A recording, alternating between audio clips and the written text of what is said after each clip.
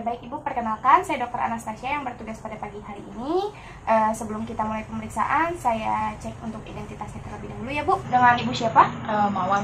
Bu Mawar. Usianya berapa Ibu? 27 tahun. Kalau untuk tempat tanggal lahirnya? Saya di Jogja, 13 Agustus. Alamatnya di mana? Di Lenteng Agung. Lenteng Agung. Saat ini Ibu sudah menikah? Sudah. Untuk kegiatan sehari-harinya Ibu bekerja, Ibu rumah tangga atau bagaimana? Saya bekerja dok. Jadi apakah ada yang bisa saya bantu? Ini dok, saya cuma mau periksa kehamilan aja. Periksa kehamilan ya Bu? Iya. Oke, ini kalau saya boleh tahu ini kehamilan yang keberapa? Yang pertama dok. Oh, yang pertama ya Bu? Iya. Untuk usia pernikahannya sudah berapa lama ya Bu? Ini 1,5 tahun lah. 1,5 tahun. Selama menikah ini dan sebelum hamil, apakah Ibu menggunakan alat-alat kontrasepsi baik yang pil ataupun yang implan? Oh enggak sih dok. Apakah Ibu sebelumnya pernah memeriksakan kehamilan? Oh ya udah pernah dok. Udah pernah. Untuk hasilnya itu sendiri bagaimana Bu? Alhamdulillah sih normal-normal aja dok. Oh iya. Untuk kondisi hamil yang sekarang, untuk gerakan janinnya, apakah Ibu sudah mulai merasakan gerakan janin? Oh iya dok. Udah. Kira-kira tuh dalam satu hari Ibu bisa merasakan berapa kali ya Bu gerakannya gitu? Enggak begitu ngitungin sih dok, tapi sering kok, lumayan sering. Untuk gerakannya itu kuat nggak ya? Lumayan. Untuk selama hamil ini apakah udah ada kenaikan berat badan Bu? Udah 59 dok. 59. Selama kehamilan ini apakah Ibu sudah mulai merasakan tanda-tanda ingin melahirkan? Oh belum sih dok. Kemudian apakah Ibu ada pernah pecah ketuban gitu Bu atau merasakan ada air yang keluar? Enggak dok. Nggak ada ya Bu. Untuk hari pertama haid terakhirnya itu Ibu ingat nggak kapan? 6 Oktober tahun kemarin. Selama haid itu Ibu tuh biasanya berapa lama ya? Seminggu atau enggak 5 hari lah dok. Dalam satu hari kira-kira berapa kali ganti pembalut? 3 kali lah. Ketika menstruasi apakah Ibu merasakan ada nyeri di area perut bagian bawah gitu Bu? Paling hari-hari awal gitu loh dok. Apakah Ibu memiliki riwayat penyakit sebelumnya seperti diabetes, hipertensi atau riwayat penyakit lain mungkin? Nggak ada sih dok. Ya, riwayat pengobatan atau mungkin saat ini ada obat-obatan yang dikonsumsi gitu Bu? Penambah zat besi aja sih dok. Biasanya diminumnya itu sehari berapa kali Bu? 2. Baik Ibu, sebelum melanjutkan ke pemeriksaan selanjutnya, saya akan membuat taksiran persalinan menggunakan rumus Nagel ya Bu.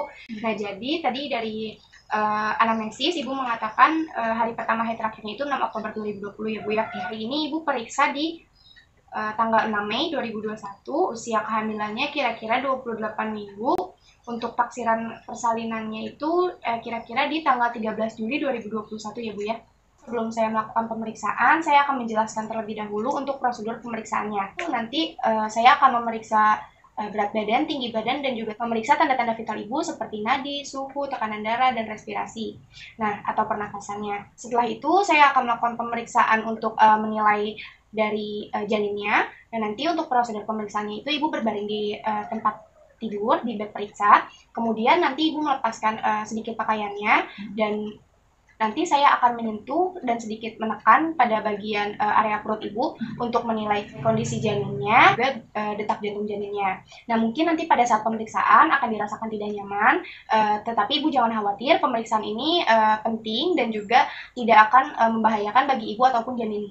Jadi apakah penjelasan saya cukup jelas Ibu atau ada yang ingin ditanyakan terlebih dahulu? Udah sih jelas sih dok. Oke baik Ibu, kalau begitu kita mulai untuk pemeriksaan ya Bu. Iya dok. Ibu permisi, ini bisa dimasukkan dijepit di ketiaknya Ibu. Oh iya. Selanjutnya saya akan memeriksa tekanan darahnya ya Bu. Boleh Ibu tangannya? Permisi ya Bu. Iya dok.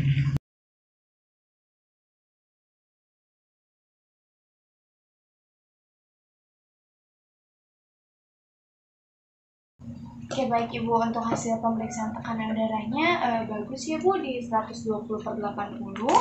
Boleh Ibu dikeluarkan tadi temnya? Oh iya dok. Suhunya juga bagus ya Ibu, 36,5 derajat. Nah, saya selanjutnya periksa nadinya Ibu, permisi tangannya. Baik Ibu, untuk hasil pemeriksaan nadinya baik ya Bu, tadi di 80 kali per menit. Ibu bisa bernafas seperti biasa saja ya Bu, permisi Ibu. Untuk hasil pernapasannya baik ya Ibu, tadi teratur 20 kali per menit. Baik, saya akan memulai untuk pemeriksaan antenatal care. Untuk langkah pertama, memposisikan pasien berbaring di tempat tidur. Kemudian saya memposisikan diri di sebelah kanan pasien dengan menghadap sisi lateral pasien. Selanjutnya, sebelum memulai pemeriksaan, saya akan mencuci tangan di sini. Jangan lupa untuk menutup bagian paha Ibu menggunakan kain ataupun selimut. Dan selanjutnya, permisi ya Bu, saya akan mulai pemeriksaannya. Baik, untuk pemeriksaan yang pertama adalah pemeriksaan Leopold 1. Nah, untuk prosedur pemeriksaannya, saya akan memposisikan diri di sebelah kanan pasien dengan menghadap arah kepala pasien. Selanjutnya, saya akan meletakkan telapak tangan kanan dan kiri di bagian perut ibu untuk menilai kondisi janinnya dengan menekan perlahan dari bagian perut ibu. Permisi ya, Bu. Selanjutnya saya akan menentukan tinggi fundus uteri menggunakan meteran ini. Cara penilaiannya itu dari simfisis os pubis diukur sampai ke puncak dari fundus uterinya. Di sini kurang lebih tingginya 20 cm. Selanjutnya adalah Leopold 2. Untuk prosedur pemeriksaannya, saya meletakkan telapak tangan kanan dan kiri di bagian perut ibu. Kemudian secara perlahan saya menggerakkannya ke bawah secara bersamaan dan dirasakan bagian janin yang ada di perut ibu. Jika yang teraba adalah memanjang, itu adalah punggung bayi, dan jika yang teraba itu seperti bagian-bagian kecil, itu artinya adalah bagian dari ekstremitas janin. Selanjutnya pemeriksaan Leopold 3. Untuk prosedur pemeriksaannya, lengannya itu seperti ini, kurang lebih di bagian bawah perut ibunya untuk menilai dari kepala janinnya. Selanjutnya untuk pemeriksaan Leopold 4, posisikan lengan berada di tepi simfisis os pubis. Kemudian ditelusuri seperti pemeriksaan Leopold 2 untuk menilai dari bagian janin lainnya. Jika teraba keras, itu merupakan bagian dari kepala janin, dan jika teraba bagian yang tidak keras, itu merupakan dari bokong janinnya. Perhatikan sudut antara tangan kanan dan tangan kiri. Jika kedua tangan tidak bisa menyatu, pastikan diantaranya itu adalah kepala janin dan sudah mengarah ke pintu atas panggul. Jika sudut yang terbentuk oleh kedua tangan itu bisa menyatu atau jari-jarinya menyatu, berarti kepala janin belum siap masuk ke pintu atas panggul.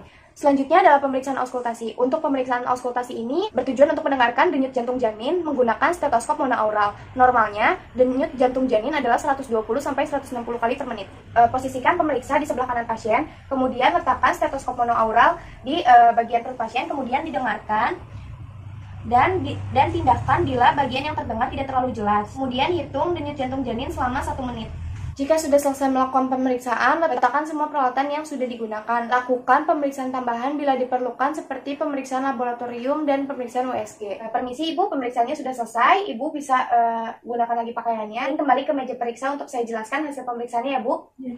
Jadi dari hasil pemeriksaan tadi, usia kehamilannya itu kurang lebih 28 minggu ya Bu. Untuk letak janinnya tadi sesuai pemeriksaan Leopold. Tadi posisi janinnya sudah memanjang ya Bu. Untuk posisi janinnya sendiri itu letak punggung janinnya itu di sebelah kanan dan untuk ekstremitasnya itu di bagian sebelah kiri.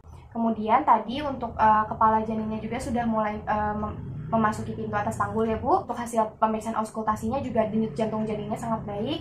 Tadi sudah saya hitung kurang lebih tadi 130 kali per menit untuk hasil pemeriksaannya. Untuk hasil pemeriksaan ini semuanya dalam batas normal, tidak ada temuan klinis yang khusus atau harus diperhatikan lebih.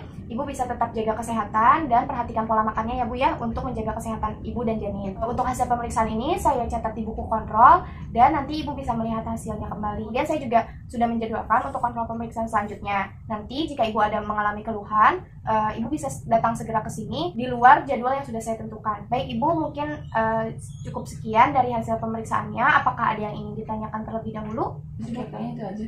Oke, kalau begitu terima kasih ya Bu. Makasih dong.